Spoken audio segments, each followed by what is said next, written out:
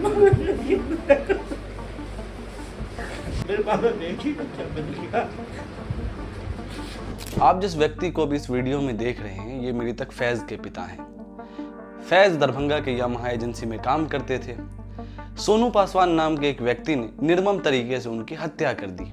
घटना की पूरी वीडियो सोशल मीडिया पर वायरल है, सीसीटीवी फुटेज है, आपको देखना चाहिए। यहाँ पर लगाना उसे थोड़ा कठिन है, लेकिन फिर भी ब्लर करके आपको दिखाना चाहूंगा।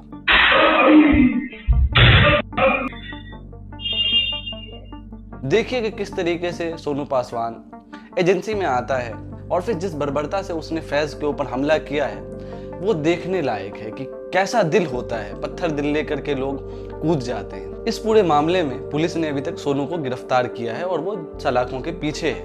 मीडिया में कई सारे वर्जन इस खबर को लेकर के चले हैं। किसी ने कहा कि कुलीग थे, एक साथ काम करते थे और विवाद हुआ तो उसके बाद सोनू ने फैज की हत्या कर दी। तो और भी अन्य तरीके की खबरें चली कि पैसे की लेन देन का मामला था, लेकिन परिवार ने इस पूरे मामले को या इस तरीके की खबरों को झुटलाया है, जो एक तरफा एक नैरेटिव बह रहा है। किसी से कोई झगड़ा नहीं, किसी का कोई मामला ही नहीं था। किसने मारा है वो वहाँ काम भी नहीं करता था, वो दूसरी जगह काम करता था। और जो जिस दरिंदगी से उसने मारा है, मुझे नहीं लगता है कि वो जो अपना बयान दिया है उस हिसाब से मारा है। वो हमको लगता है कि किसी इसके पीछे कोई कंस्पेरेसी है, कोई साजिश है और साजिश के हमारी गई, मारा गया उसको। अगर ऐसा अपने उसे क्या तो उसको काउंटर करना चाहिए, काउंटर कर देना चाहिए।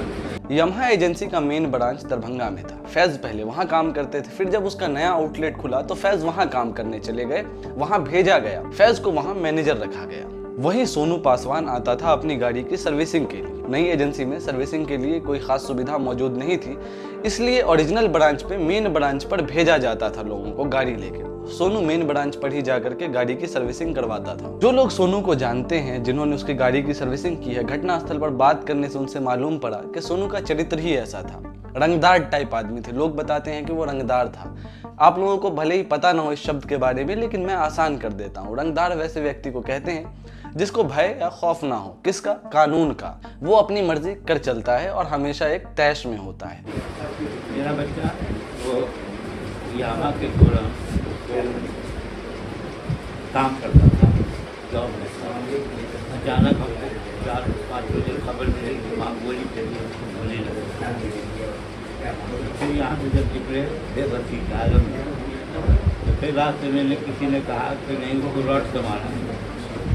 फिर वहाँ जब पहुँचे तो एम्बुलेंस पर उसको लोग लाद करके हॉस्पिटल ले जाना, किसी ने नहीं है बताया कि वो मर चुका है। हम भी पीछे पीछे भाग के इलाज से उसको बचा लेंगे।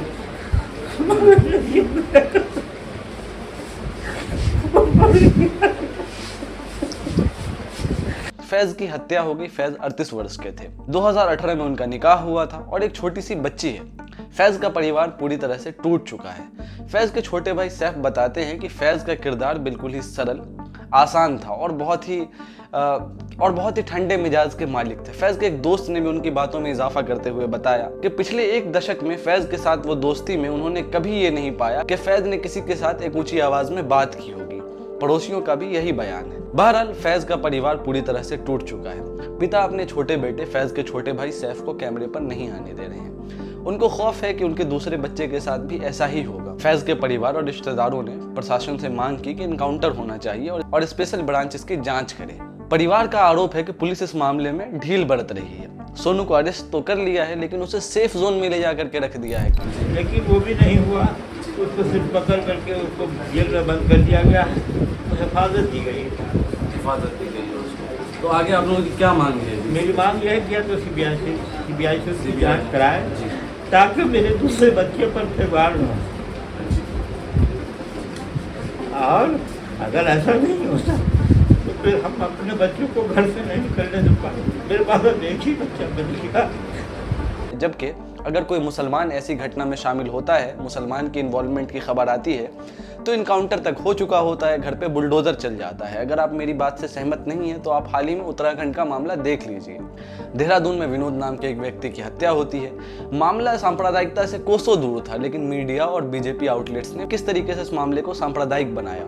पूरी सरकार, पूरा सिस्टम ही हरकत में आ जाता है। बुलडोजर चल चुका है, आगजनी हो चुकी है, 25-30 लोगों के नाम ले लिए गए हैं एफआईआर में, और आप जानते हैं उसके बाद फिर जिस तरीके से एक प्रकरण देखने को मिला है एनकाउंटर का, हो सकता है कल होकर के एनकाउंटर की खबर भी मिले, जैसे कि असद के एनकाउंटर में देखा आपने। 21 साल का लड़का जिसे ना कोर्ट मिला, ना जज मिले, ना ट्रायल का मौका मिला, सीधा जस्टिस हो गया उसके साथ, इनकाउंटर जस्टिस। और हर बार की तरह एक वही कहानी कि हथियार की बरामदी हुई और दोषी फरार हो रहा था, जिसमें जवाबी कार्रवाई में जान चली गई। फैज के पिता ने साफ तौर पे कहा है कि मामले का सांप्रदायिकता से कुछ लेना देना नहीं है। कायदे से अगर बनाना चाहे तो मामला सांप्रदायिक हो सकता है। सोनू पासवान ने क्या सोचकर फैज की हत्या की होगी? आपको इसका जवाब मालूम है। आपको मालूम है कि न्याय व्यवस्था जब मुसलमानों की बारी होती है, जब पीड़ित मुसलमान होता है, कैसे लचर हो जाता है, लंगड़ाहट दिखाई देती है। पासवान ने हत्या की है, फिर उसी की स्कूटी लेकर के फरार हुआ है। पुलिस ने उठा करके उसे सेफ जोन में डाल दिया है, परिवार का कहना है। ये जो मानसिकता बनी है कि मुसलमानों के साथ कुछ भी कर दो, उसे मारो, पीटो, उनसे नारे लगवा लो और फिर पुलिस प्रशासन तुम्हें कुछ भी नहीं करेगी, ये दरअसल सिस्टम की देन है, सरकार की देन है। सरकार ने इस व्यवस्था को पनपने दिया है कि टिकटॉकर जो पहले रील बनाते थे, डांस किया करते थे, ठुमके लगाते थे, आज मंत्रियों के साथ खड़े होते हैं। ये सरकार की ही देन है। आपको इस बात को समझना होगा, आप समझते भी हैं।